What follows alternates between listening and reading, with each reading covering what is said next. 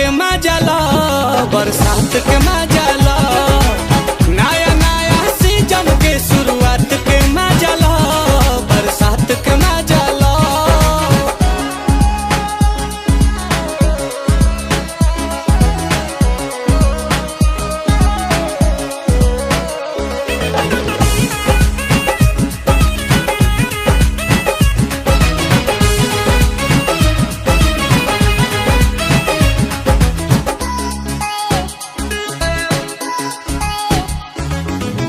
जानू तोहर पाता लेके आइल बानी छाता लेके तहरा से मिले, भूल जाइबू गम सारा एही मौसम में हो सारा फूल खिले।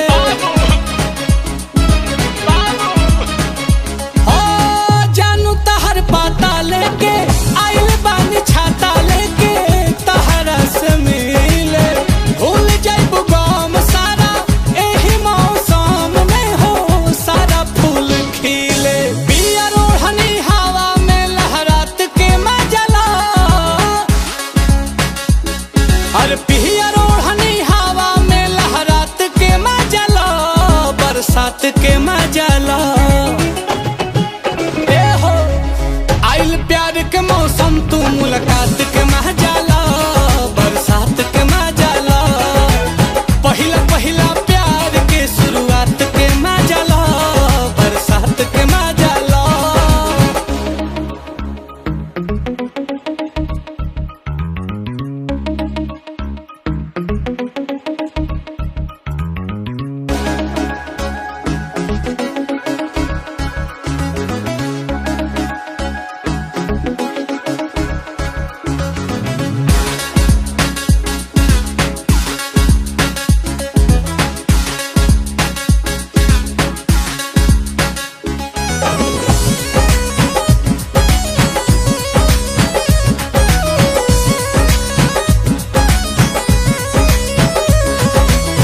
हरियर सिवान भइल सुन हमर जान, हमरो मन हरियर बा, भीजल शरीर बाटे नहिया के डोरी में दहिया बन्हाइल बा।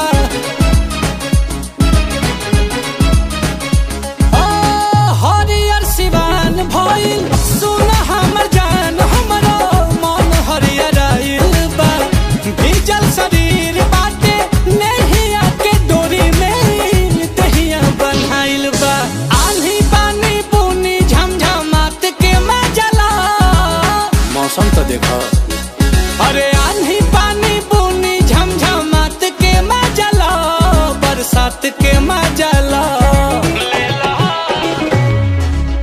आइल प्यार के मौसम तू मुलाकात के मजा लो, बरसात के मजा लो, पहिला पहिला प्यार के शुरुआत के मजा लो, बरसात के मजा लो।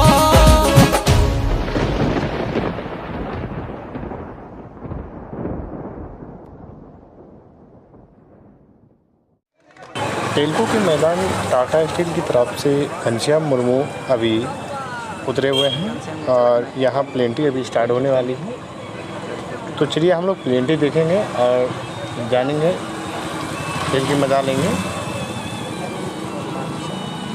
गोल मारने से करा कि नहीं, यहाँ पर हम लोग देखेंगे। अब इनका शॉट जो रहेगी देखने के बाद ज़रूर कमेंट में बताइएगा किस तरह से आपको कैसा लगा इनका शॉट।